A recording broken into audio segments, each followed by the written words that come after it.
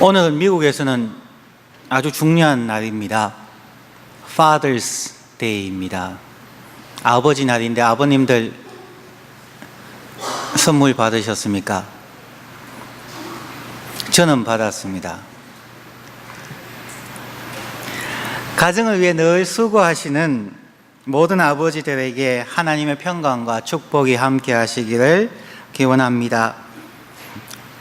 아버지들이 좋아하시는 골프 이야기로, 처음에는 골프공을 하나씩 준비하려다가 골프 이야기로 오늘 설교를 시작합니다.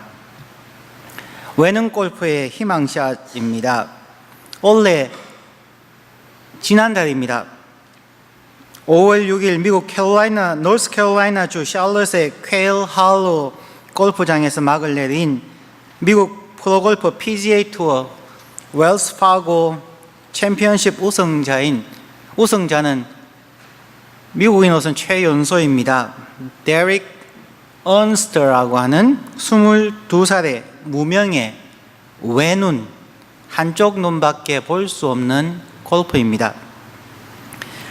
이 데릭 언스트는 10살 때에 그의 부모에게 곰이 그려진, 베어가 그려져 있는 작은 펜스를 선물로 주겠다며 PVC 파이프를 자르다가 그만 거기에서 파편이 튀어서 그의 오른쪽 눈을 찔렀습니다. 그래서 그는 오른쪽 눈이 실명되었습니다. 하지만 그는 포기하지 아니하고 눈 하나에 의지해서 골프 왕제인 타이거 우즈와 경쟁하고 싶은 꿈을 키웠습니다. 눈을 다치고 12년이 지난 올해 그는 꿈을 이루게 됩니다. 그러나 작년부터 시작하여서 그가 예선 대회에 출전했지만 올해에도 본격적으로 PGA 투어에 참여한 올해에도 7번 골프 토너먼트에 참여해서 5번이나 예선 탈락을 했습니다. 그리고 웰스 파고 챔피언십에도 4번째 대기 선수입니다. 그가 전혀 희망이 없이 자기 집에 있던 그에게 시합 전 6일 전에 전화가 옵니다. 그 앞에 출전하기로 되어 있던 선수들이 기권하는 바람에 너가 참여해 주면 좋겠다. 그 전화를 받고 부랴부랴 골프 백을 메고 노스캐롤라이나 샬롯으로 갔습니다. 그런데 그가 마지막 4라운드까지 해서 동점이 되었고 챔피언 결정전 마지막 홀에서 그가 이김으로 챔피언이 되었습니다. 웰스 파고 챔피언십에 참여하기 전까지 그의 세계 랭킹은 1207위였습니다. 웰스 파고 우승을 하고 나서 무려 1084계단을 올라가서 지금은 세계 랭킹이 123위가 되었습니다. 올 시즌 PGA 투어에서 가장 어린 우승자인 언스트는 말했습니다. 돈은 돈일 뿐 잠시 왔다 사라지지만 직업을 갖고 앞으로 2년 동안 여기서 뛸 수 있다는 점은 내가 원하는 바입니다 라고 활짝 웃었습니다. 외눈박이 무명 골퍼 데릭 언스트가 쏘아올린 희망의 샷, 그의 어머니에게 그리고 그의 가족에게 준 최고의 선물이었습니다. 아버지의 날에 아버지들의 가정을 위한 수고와 노력이 바로 데릭 언스트와 같은 포기하지 않는 끈기와 인내일 것입니다. 그리고 이 세상에서 가장 끈질기게 포기하지 않고 목표를 이루시는 분, 한쪽 눈을 잃을 뿐만 아니라 자기의 생명조차 바치면서 사랑하시는 그 아버지는 바로 우리의 하늘 아버지 하나님입니다. 오늘 그 하나님의 사랑으로 하나님이 원하시는 모습을 예루살렘 입성과 성전 청결의 사건을 통해서 살펴보려고 합니다. 오늘 보면 첫 부분은 예수님이 예루살렘에 입성하는 장면입니다. 28절부터 31절 말씀을 다시 읽습니다. 예수께서 이 말씀을 하시고 밑줄을 그어 놓았습니다. 예루살렘을 향하여 앞서서 가시더라. 감나문이라는 산의 벳바게와 베다니에 가까이 왔을 때에 제자 중 둘을 보내시며 이러시되 너희 맞은편 마을로 가라. 그리로 들어가면 아직 아무 사람도 타보지 않은 나귀 새끼에 매여 있는 것을 보리니 풀어 끌고 오너라. 만일 누가 너희에게 어찌하여 푸느냐 묻거든 이렇게 말하되 주가 서시겠다 하라 하시매. 이 누가복음 19장의 말씀은 28절부터 48절의 말씀 이전에 나오는 것을 보면은 19장 1절부터 10절까지에서는 세무서장이었던 삭개오의 구원에 대하여서 무엇이 진정한 구원인가를 설명하고 있습니다. 19장 11절부터 27절에서는 열문화의 비유를 통하여서 진정한 청지기의 자세가 어떠해야 하는가를 설명해 줍니다. 그리고 오늘 본문에서 다시 예수님께서 예루살렘을 향하여 가시더라 라는 구절로 오늘 본문을 다시 시작을 합니다. 지난번에 설명드린 것처럼 누가가 의도적으로 예루살렘을 향하여 가시더라 하는 것은 그가 죽음을 향하여 간다는 자기의 죽음을 인식하고 피할 수 있는 여러 가지 상황이 있음에도 불구하고 그는 의도적으로 죽음 앞에 나아감을 보여주는, 그리고 얼마 남지 않은 자기의 시간을 가장 효과적으로 사용하고 있음을 보여주는 구절입니다. 예수님의 십자가의 죽음이 점점 다가오고 있음을 시청각으로 보여줍니다. 보통 사람들은 자신의 죽음을 앞두고 몹시 초조해합니다.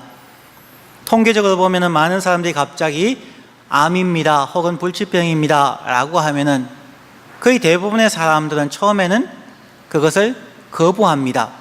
그럴 수 없다고, 받아들일 수 없다고 이야기합니다.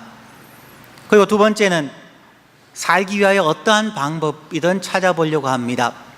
다른 병원에 가서 다른 의사 선생님에게 세컨드 오피니언도 묻고 third 오피니언도 묻습니다. 서양 의학을 신뢰하다가 동양의학이나 대체의학을 추구하기도 하고 각종 민간요법을 사용해 보기도 합니다. 그러다가 시간이 지나면 세 번째로 체념하여 죽음을 받아들이게 됩니다. 사람들은 더 이상 어떻게 해볼 방법이 없을 때에 죽음을 체념적으로 받아들입니다. 그런데 예수님은 죽음을 피할 수 있는 시간과 기회가 많았습니다. 그럼에도 불구하고 예수님은 하나님의 뜻에 순종하기 위하여 스스로 죽음의 십자가를 향하여 나아가고 있습니다. 예루살렘 입성에 대하여 많이 들어보셨지만 거기에서 가장 중요한 것은 예수님께서 스스로 죽음을 향하여 성큼성큼 걸어가고 있다는 것을 보여주는 본문입니다. 오늘 본문을 보시면 예수님은 감나무원이라는 산의 벳바게와 베다니에 가까이 왔을 때에 제자 중 둘을 보내시며 맞은편 마을로 가면 아직 아무 사람도 타보지 않은 나귀 새끼가 매여 있으니 가서 풀어오느라고 말씀하셨습니다. 만약 주인이 묻거든 간단하게 주가 서시겠다 하라고 얘기하면 순순히 보내줄 것이라고 말합니다. 두 제자는 예수님의 말씀대로 갔고 정확하게 예수님이 말씀하신 것처럼 맞은편 마을에 가니까 나귀 새끼가 있고 풀어오니까 주인이 묻고 주인에게 주가 서시겠다고 얘기하니까 순순히 가져가라고 얘기하셨습니다. 키가 여기에 있습니다. 예수님께서 한번 지금 이 상황 속에서는 가보지 않은 맞은편 마을에 나귀 새끼가 있을 것을 아셨다는 것입니다. 사람이 알 수 없는 신적인 능력입니다. 즉 예수님께서는 인간이 알지 못한 상황을 이미 알고 계시고 자신이 예루살렘에 올라가면 사람들에게 배척당하시고 십자가에 죽으실 것을 이미 알고 계셨다는 것을 분명하게 보여주는 것입니다. 그리고 나귀를 타고 예루살렘에 입성하는 것은 구약 성경의 예언을 성취하는 것입니다. 먼저는 다윗 왕이 그의 후계자로 솔로몬을 삼을 때에 솔로몬을 온 국민들 앞에 나귀를 태워서 행차하게 만들므로 다윗의 아들들 중에 다른 아이들이, 즉 다른 왕자들이 자기가 왕이 되려고 하는 그러한 모반을 잠재우는 사건이 있습니다. 그것이 열왕기상 1장에 나오는 내용입니다. 열왕기상 1장 33절과 44절을 읽어드립니다. 왕이, 즉 다윗 왕이 저에게 이르되 너희는 너희 주의 신복들을 데리고 내 아들 솔로몬을 나의 노새 즉 나귀에 태우고 기혼으로 인도하여 내려가고 44절 왕께서 제사장 사독과 선지자 나단과 여호야다의 아들 브나야와 그렛 사람과 블렛 사람을 솔로몬과 함께 보내셨는데 저희 무리가 왕의 노새에 솔로몬을 태워다가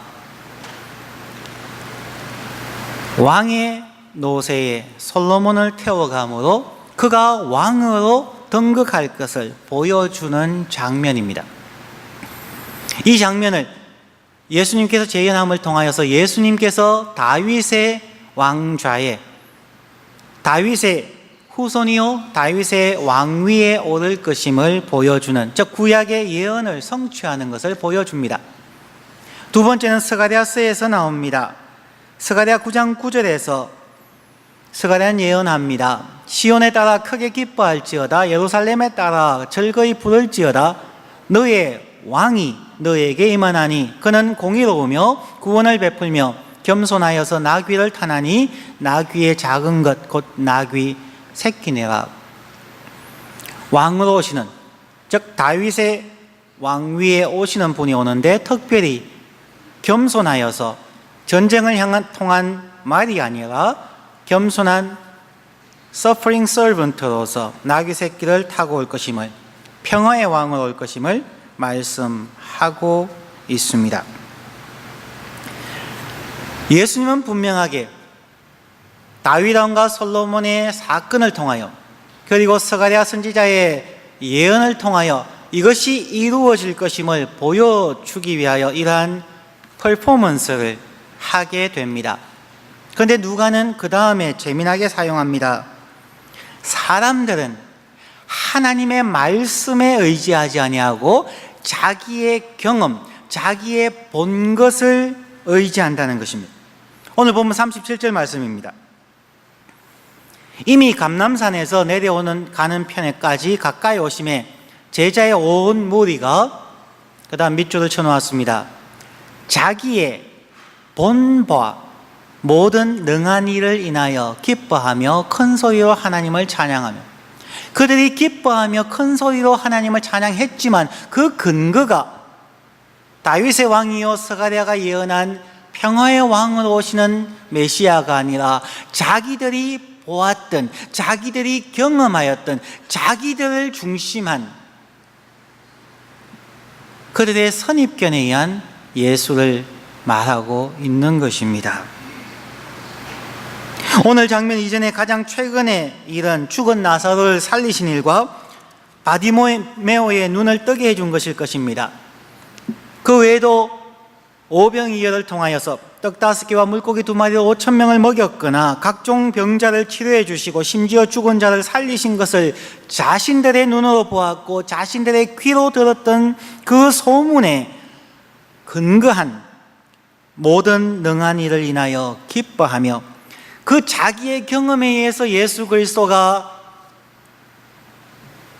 독립을 위하여 로마를 물리쳐 줄 것이라고 생각하고 찬양하였다는 것입니다.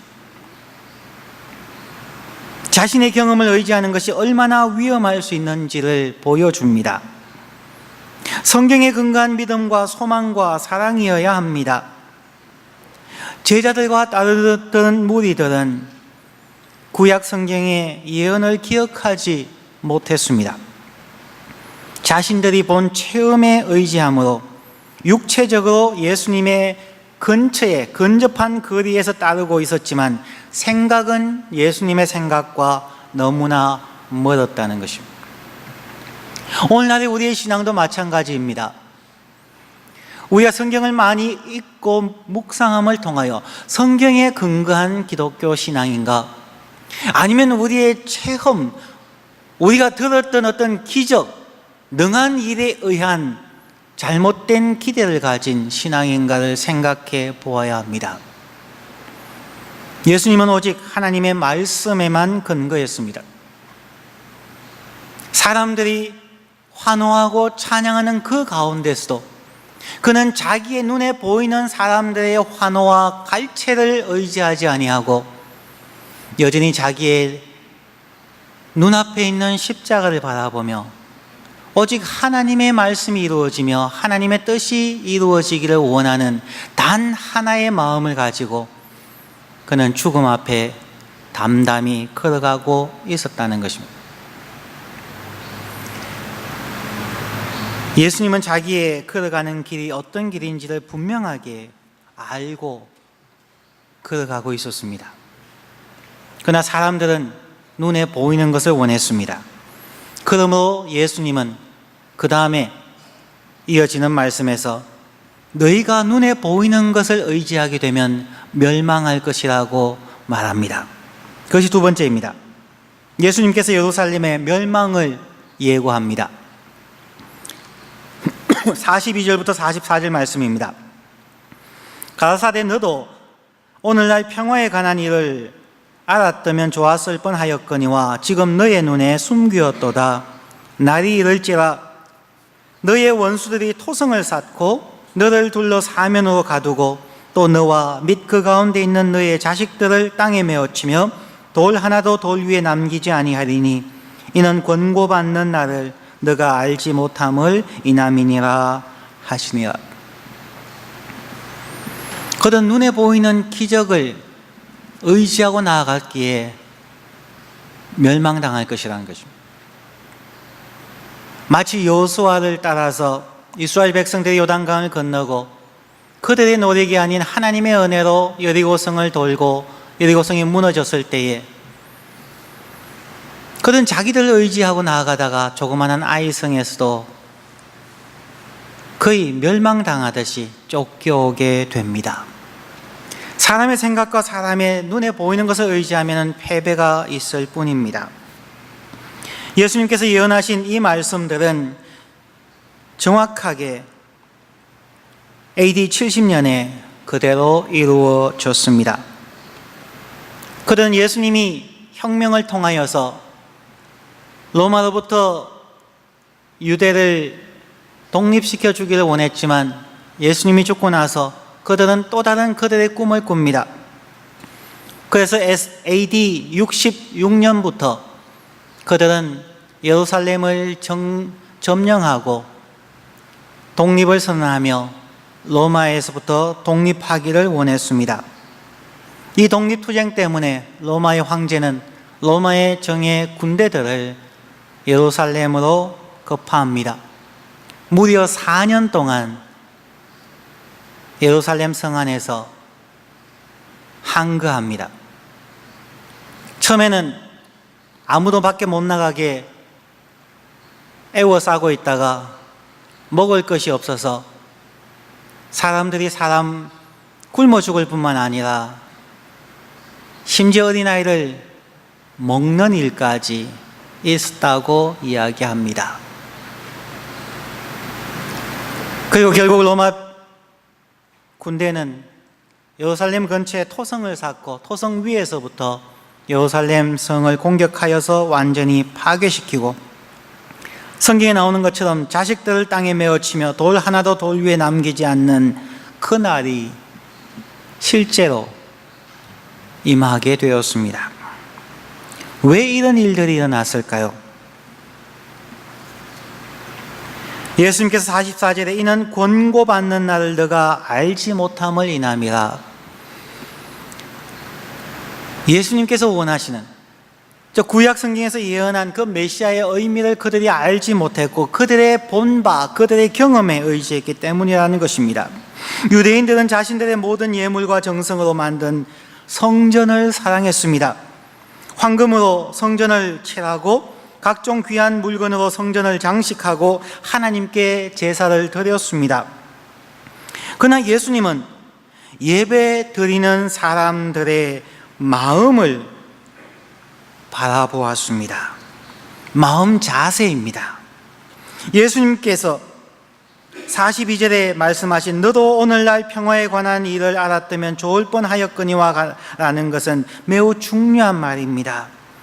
평화는 하나님과의 수직적인 평화의 관계와 이웃과의 수평적인 평화의 관계가 이루어져야 하는 것이고 성전은 바로 그 이유를 위하여 세워졌다는 것을 기억해야만 합니다. 유대인들은 하나님을 구약 성경의 말씀대로 섬기지 않았습니다. 하나님은 수없이 많은 구절에서 예배자들의 마음이 하나님을 떠났다고 경고했습니다. 그들이 천천의 수양을 가져오고 화려하게 예배를 드렸지만 하나님은 그들이 드리는 예물에 식상했다고 이야기합니다. 예배 드리는 그들의 손에 피가 묻어 있다고 이야기합니다. 하나님을 경건하게 예배한다고 얘기하지만 이웃을 미워하고 싸우고 자기의 이익을 쫓아가는 삶에 대하여 하나님께서 경고하고 있는 것입니다. 하나님께 온전한 11조와 예물을 드리지 않았고 이웃을 자기 몸과 같이 사랑하지 않았습니다. 진정한 성전은 진정한 예배를 드리는 곳입니다. 진정한 예배는 하나님과의 관계의 회복이며 이웃과의 관계의 회복입니다. 1시간 동안 여기 와서 예배하고 기도하고 찬양하고 설교 듣고 가는 것이 예배가 아니라는 것입니다. 신령과 진정으로 예배하라는 요한복음 4장에서 자세하게 설명을 드린 적이 있습니다.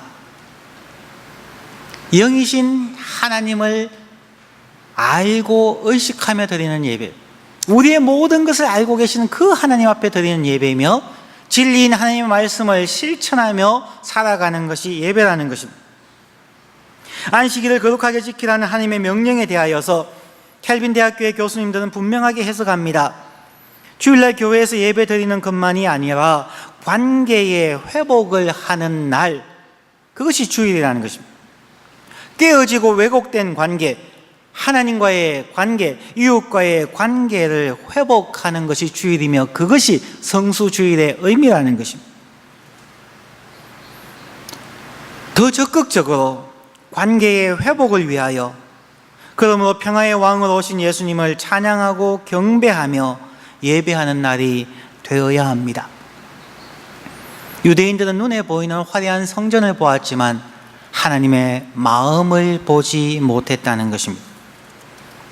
그것이 무엇인가를 보여주는 것이 그 다음에 나오는 예수님께서 성전을 정결케 하시는 부분입니다.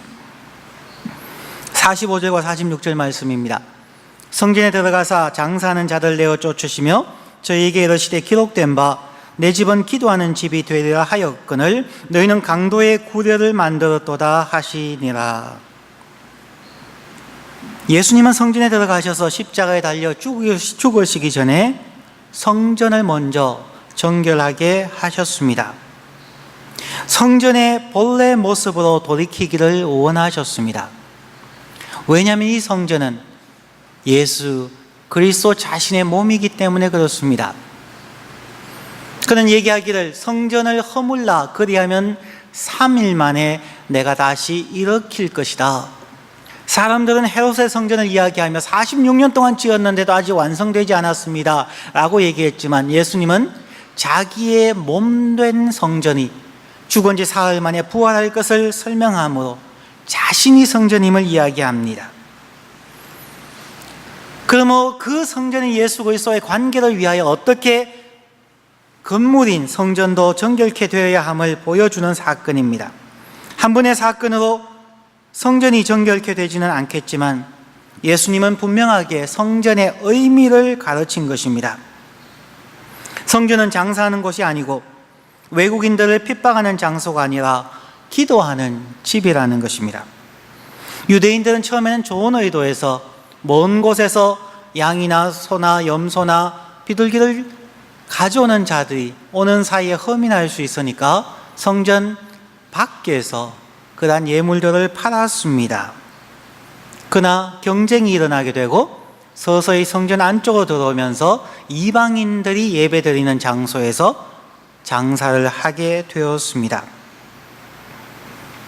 좋은 자리를 얻기 위하여 경쟁하다가 하나님의 성전 안에 장사가 들어왔을 뿐만 아니라 이웃인 이방인들을 그의 예배를 방해하는 수준까지 가게 된 것입니다.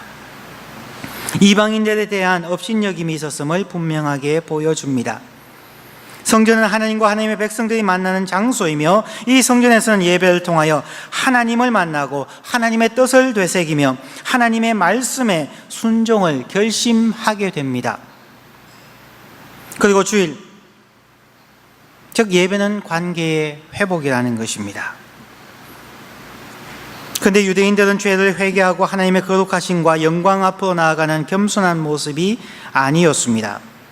그리고 이방인 그 자신들, 자기들의 이웃인 이방인들을, 즉 하나님을 예배한 믿음의 형제 자매인 그들을 무시하고 그들의 예배 장소를 빼앗았습니다. 자, 그러면 성전은 어떤 장소였을까요? 이 부분을 묵상하면서 오늘 말씀을 맺으려고 합니다. 원래 성전은 하나님께서 원하신 건물이 아닙니다. 다윗이 세운 것입니다. 자기의 왕궁을 짓고 난 후에 마음의 가책을 느낍니다. 나는 이렇게 좋은 왕궁에 사는데 하나님은 천막 속에 있다는 것이 그 마음에 너무나 불편했습니다. 그래서 하나님 앞에 끊임없이 하나님의 성전을 짓게 해달라고 이야기합니다. 그러나 하나님은 다윗이 짓지 못하게 하고 솔로몬이 짓게 합니다. 그리고 솔로몬 시대에 성전을 다 완공한 후에 하나님에게 첫 번째 제사를 드렸습니다. 그 밤에 하나님은 솔로몬에게 이렇게 말씀합니다. 성전을 어떻게 사용해야 하는가를 보여주는 대목입니다. 역대하 7장 11절부터 14절 말씀입니다. 역대하 7장 11절, 솔로몬이 여호와의 성전과 왕궁을 필력하고 무릇 그 심중에 여호와의 성전과 자기의 궁궐에 어떻게 만들고자 한 것을 다 형통하게 이루니라. 12절 말씀, 밤에 여호와께서 솔로몬에게 나타나사 이르시되 내가 이미 너의 기도를 듣고 이곳을 택하여 내게 제사하는 전을 삼았으니 혹 내가 하늘을 닫고 비를 내리지 아니하거나 혹 메뚜기로 토산을 먹게 하거나 혹 연병으로 내 백성 가운데 유행하게 할 때에 내 이름으로 일컫는 내 백성이 그 악한 길에서 떠나 스스로 겸비하고 기도하여 내 얼굴을 구하면 내가 하늘에서 듣고 그 죄를 사하고 그 땅을 고칠지라. 첫 번째 성전, 솔로몬이 지은 가장 화려한 그 성전에서 첫날 그 밤에 기도드린 그 밤에 하나님께서 나타나셔서 성전을 이렇게 사용하라고 분명하게 얘기하셨다는 것입니다. 거기에서 제사를 이렇게 드리며 화려한 의식을 하고 그것을 하나님께서 얘기한 것이 아니라 여기에 나오는 5가지의 원칙을 지키면 하나님께서 내가 하늘에서 듣고 성전에서 듣는 것이 아니라 하늘에서 듣고, 하나님은 이 성전에 고정되어 있는 분이 아니라는 것입니다. 우리는 성전을 화려하게 짓고 있지만 하나님은 여기에서 듣는 것이 아니라 하늘에서 듣고 그 죄를 사하고 그 땅을 고칠지라고 이야기합니다. 하나님께서 우리의 죄를 사하시고 이 땅을 고쳐주시기 위하여 성전에서 하여야 할 5가지 순서가 있습니다. 유대인들은 그것을 전혀 하지 않았습니다. 오늘날 저와 여러분을 포함한 그리스도인들이 이 5가지 방법을 하지 않으니까 문제가 생기게 됩니다. 첫 번째는 내 이름으로 일컫는 내 백성이, 그냥 성도가 아니라 나의 이름으로 일컫는 나의 백성이, 하나님의 백성이, 예배하는 자가 누구에게 예배하는가? 하나님과 나와의 관계가 어떤 관계인가를 기억하는 것입니다. 언약의 관계입니다. 언약에서 강대국의 왕과 약소국의 왕이 만나서 서로가 협약을 맺을 때의 그 관계입니다. 내 이름으로 일컫는 내 백성이, 오늘 예배에 참석하신 여러분의 마음속에 이 마음이 있느냐는 것입니다. 내가 지금 하나님의 백성으로 하나님을 예배하기 위해서 왔다고 하는 그 간절함과 분명한 의식이 있느냐는 것입니다. 형식적으로 교회에 왔거나, 그냥 나는 은혜교회 교인이니까 다른 교회 가지 아니하고 은혜교회 왔거나, 여기에 와서 보고 싶은 얼굴을 보기 위해서 왔거나, 그냥 내가 찬양하고 내가 은혜 받기 위해서 왔다고 하는 것은 안 된다는 것입니다. 첫 단추부터 자세히 정확하게 꽂아야 되는 것처럼 내 이름으로 일컫는 내 백성이, 이 개념이 분명하게 있어야 한다는 것입니다. 두 번째는 그 악한 길에서 떠나서 예배당에 들어오면 가장 먼저 해야 되는 것이 회개하는 기도여야 합니다. 내가 한 주간 동안 어떻게 살았는지, 내가 말씀대로 살았는지 살지 않았는지, 내가 나를 중심에서 살았는지 하나님을 중심에서 살았는지, 내 이웃을 내 몸과 같이 사랑하였는지 가슴을 치며 회개할 수 있어야 한다는 것입니다. 악한 길에서 떠나야 한다는 것입니다. 이사야 선지자는 말합니다. 하나님의 손이 짧아서 우리를 구원하지 못함이 아니요, 너희의 죄가 하나님과 너희 사이를 갈라놓아서 하나님도 어떻게 할 수가 없다는 것입니다. 그 악한 길에서 떠나는 삶, 그것을 회개로 눈물로 기도하고 교회를 떠나서 나아갈 때에 그 악한 길에서 떠난 삶을 살아야 한다는 것입니다. 그러므로 예배는 하나님의 말씀을 순종하는 일주일의 날마다의 삶이어야 한다는 것입니다. 주일날 11시 1시간 와서 드리는 예배가 성전의 예배가 아니라는 것입니다. 그 악한 길을 떠나는, 그것을 회개하고 결심하는 것이 성전에서 이루어지는 두 번째 단계이며 자세입니다. 세 번째는 스스로 겸비하고, 우리가 세상에서 어떤 모습에 있든 관계없습니다. 목사이든 어떤 직분이든, 사회에서 장관이든 대통령이든 어떤 위치에 있든 관계가 없습니다. 우리는 사람에게 보이는 것이 아니라 바로 하나님의 백성으로 하나님 앞에서 예배하기 때문에 그 하나님 앞에서 나는 죄인입니다. 나는 하나님께서 창조하신 피조물입니다. 하나님께서 구원하여 주신 나 스스로는 조금의 의로움도 없는 100% 죄인입니다 라고 고백하고 예배하는 곳입니다. 스스로 겸비한 장소, 그리고 이렇게 일주일을, 이렇게 일생을 살겠습니다라고 결심하고 돌아가는 곳, 그곳이 바로 성전입니다. 네 번째는 그때 비로소 하나님과의 언약 관계를 회복하고 회개기도와 악한 길을 떠나고 스스로 겸비하고 난 후에 네 번째로 기도합니다. 하나님,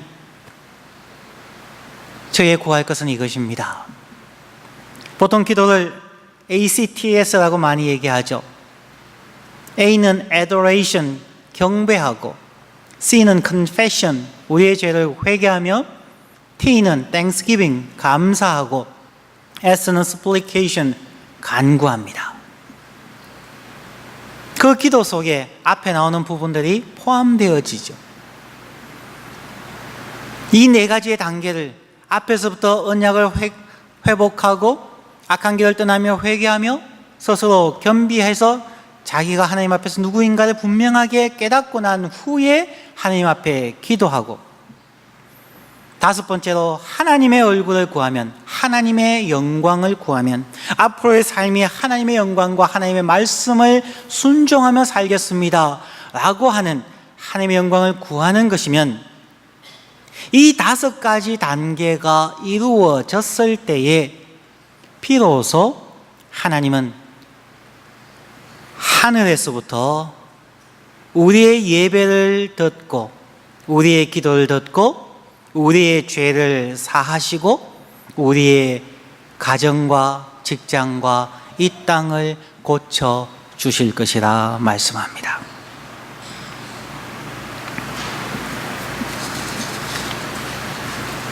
이것이 처음 성전을 만들었을 때에 하나님께서 솔로몬에게 알려주신 성전 사용법입니다. 그것이 바로 예배 방법입니다. 이 6가지 단계를 거치지 않고 성수주의를 한다는 것은 무의미한 것입니다. 그냥 교회에 와서 예배 참석했다고 성수주의를 한 것 아닙니다. 주일날 교회에서 열심히 봉사하고 찬양하고 눈물 흘리고 친교하고 그렇게 돌아가서 세상에서는 월요일부터 토요일까지 자기의 방식대로 살아가는 것은 예배가 아닙니다. 예배하는 자세가 아닙니다. 바로 이 성전과 예배의 의식을 회복하기 위하여 하나님은 성전을 청결하게 하셨습니다. 상인들의 좌판을 뒤집어 엎고 때로는 채찍을 만들어서 격투하시면서 경노하시면서 너희가 하나님의 집을 강도의 구렬로 만드는구나. 우리는 그 설교를 들을 때마다 성전에서 장사하던 그 사람들이 나쁜 사람이라고 쉽게 정죄하겠지요. 하지만 저와 여러분은 어떠합니까? 우리도 우리 마음속에 여전히 죄악을 품고 미움을 품고 우리 안에 여전히 우리 중심적인 삶을 가지고 여기에 예배하고 있다면 우리는 강도이며, 그러므로 우리는 이 성전을 오늘날도 강도의 구렬로 만들고 있는 것입니다.